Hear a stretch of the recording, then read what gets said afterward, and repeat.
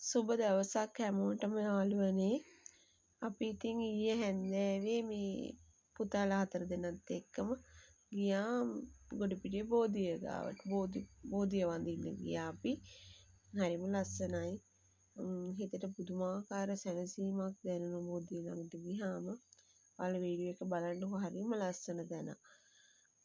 වෙල්යායත් එක්ක එක පැත්තකින් ප්‍රධාන පාර එක පැත්තකින් වෙල්යාය. අපේ එහා පැත්තේ ඉන්නේ මේ මුස්ලිම් සහෝදර මුස්ලිම් ජනතාව. ජුම්මා පල්ලියේ තියෙන චුටිතකේ අපි තව දවසක අපි ඒක අරගෙන එන්නම්. ජුම්මා පල්ලියත් වීඩියෝ එකක් අරගෙන එන්නම් වීඩියෝ එකකින්. හරිම ලස්සනයි අපේ ගම් ප්‍රදේශ නිල්වලා මිටියාවත. අපි නිල්වලා මිටියාවතේ දවසක අපි මේ වීඩියෝ එකක් අරගෙන යන ඉතාමත් ළඟදිම මේ අපි ඉතින් පුතාලා 4 දෙනත් එක්ක මේ ගියා බෝධි පූජාවක් කරගෙන බෝධි වඳින්න. ඉතින් ඔන්නෝමයි අපි හැන්දෑවේ 6:00 විතර තමයි ගියේ. ගිහිල්ලා ඉවර වෙලා බෝධිය ගාව අපි යද්දී අපිට යන්න කලින් ඇවිල්ලා පිරිසිදු කරලා තිබුණා. ඉතින් ඒ නිසා අපිට පිරිසිදු කරන්න අවස්ථාවක් උනේ නෑ යාළුවනේ. අපිට යද්දි රැ වුණානේ. ඒක නිසා මේ ගිහිල්ලා අපි මල් පූජා කරලා මල් පහන් පූජා කරලා බෝධිය නාවලා අපි බෝධිය නාවලා වැඳලා අපිට අවශ්‍ය දේ කාරණා අවශ්‍ය කරගෙන අපි ටිකක් වෙලා ඉන්දියා බෝධිය ළඟ. හරිම ආසයි ඉන්න කාලය යනවා දැනෙන්නෙත් නෑ. පුතාලා 4 දෙනයි චූටි බබත් හරිම ආසාවෙන් ඉඳියා. ඉතින් චූටි පුතායි ලොකු පුතාලා 3 දෙනයි. අපි හැමෝම එක මේ පැයක් එකමාරක් විතර කාලය ගත කරලා තමයි ආවේ. ඉතින් රැට කන්න එන ගමන් පානුත් ගත්තා. ඇවිල්ලා රැ වුණානේ එද්දි බෝධිය ළඟ ඉඳියනේ අපි පැයක් එකමාරක් විතර ඉඳියා බෝධිය ළඟට වෙලා. වාඩි වෙලා ඉඳියා කවුරු එක්කත් ඉඳියෙත් නෑ. බලන්නකෝ යාළුවනේ හරිම ලස්සනයි.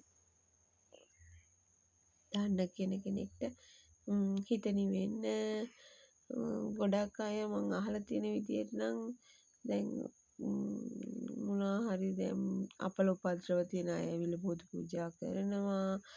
එහෙම නැත්නම් අසනීප වල රෝහල්ගත වෙච්ච අයට ඉක්මන් සුව ප්‍රාර්ථනා කරන්න බෝධි පූජා කරනවා.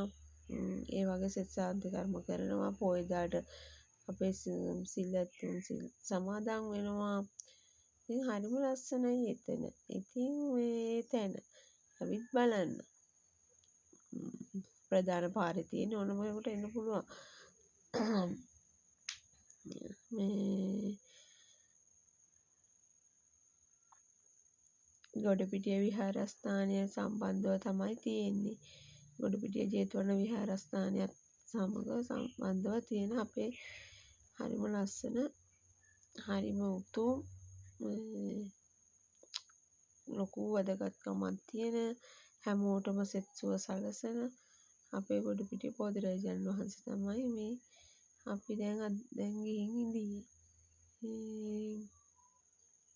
ඇත්තටම මේ කියන්න බැරි තරම් සැනසීමක් ඒ ස්ථානෙට ගියාම අපිට දැනෙනවා. පුතාලත් හරිම පුතාලත් එතනදී හරිම මේ කියන්නේ නිවෙනවනේ.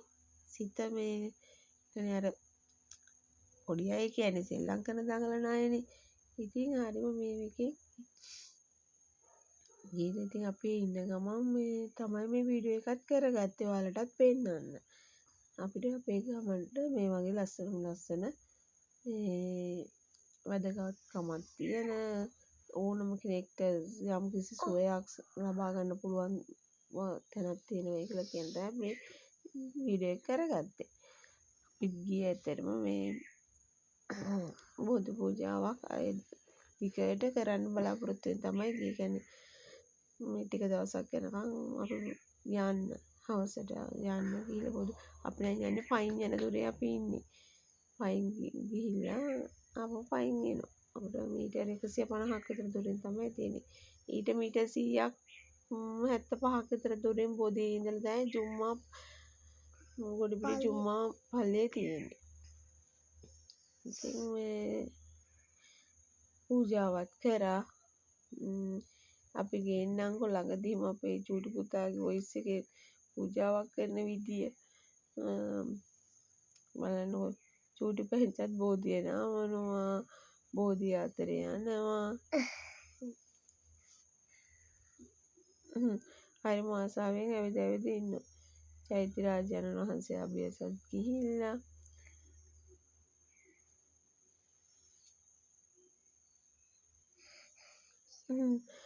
බෝධිය වටේටම දුවන, බෝධිය වටේම දුව එයාගේ වැඩේම ඇවිදින එක තමයි කරේ.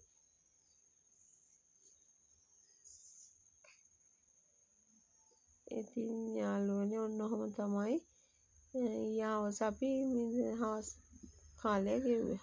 හැන්දෑ කාලයත් රාත්‍රී කාලයත් රෑ අපි එද්දි 8ට විතර ඇති. ආපහු නිවසට 8ට විතර ආවේ. රෑට කෑමට පාන් අරගෙන ආවා. අරගෙන ඇවිල්ලා පොල් සම්බල් එකක් හැදලා චූටි පුතාට පොල් සම්බල් ඕනේ කිව්වා. එයාම පොල් සම්බලුත් හදලා අපි රෑ කෑමට ගත්තේ පොල් සම්බලුයි පානුයි. ඉතින් යාළුවනේ දිගට වීඩියෝ එක බලන්න. මුනිවසර moms and sons වීඩියෝ දිගට මේවැනි අලුත් වීඩියෝස් බලන්න සබ්ස්ක්‍රයිබ්ස් කරන්න, ලයික් කරන්න, කමෙන්ට් කරන්න, ෂෙයා කරන්න. අපි මෙහි තියෙන විශේෂ තැන් මේ වගේ වීඩියෝස් වලින් ගේන්න බලාපොරොත්තු වෙනවා. අපිට තියෙනවා මෙහි නිල්ලා නදියේ ගම්වතුර තත්ත්වය තියෙන්නේ. ඒ තියෙන ලස්සනම තැන හන්දෑවට යනවා. හරිම ලස්සනයි. ජුම්මා පල්ලිය තියෙනවා. ගම ඇතුලේ ගම එහා පැත්තට ගියාම පෙන්වන්න දේවල් ගොඩක් තියෙනවා. ඉතින් අපි මෙවැනි වීඩියෝස් දිගින් දිගටම අරගෙන ඉන්න බලාපොරොත්තු වෙනවා. ඒ වගේම තමයි නිතරම දැන් අපි ගෙදර මේ අපේ දිනචර්යාව කෑම බීම හදන හැටි පුතාලත් නිතරම කෑම උයනවා. එක කෑම ಜಾති හදනවා. එයාලගෙත් ඒ දේවල් මේ එක්කම ගේනවා. චූටි පුතාගේ නටනවා. එක දේවල් තියෙනවා.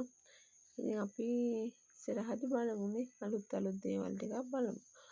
දිගටම හැමදාම බලන්න පුළුවන්. ඔයාලා මේ අපව සබ්ස්ක්‍රයිබ් කරන්න. එතකොට සබ්ස්ක්‍රයිබ් කරලා බෙල් අයිකන් ක්ලික් කරලා අපේ අලුත් වීඩියෝ එකක් දාපු ගමන් ඔයාලට බලන්න පුළුවන්. ලයික් කරන්න, කමෙන්ට් කරන්න.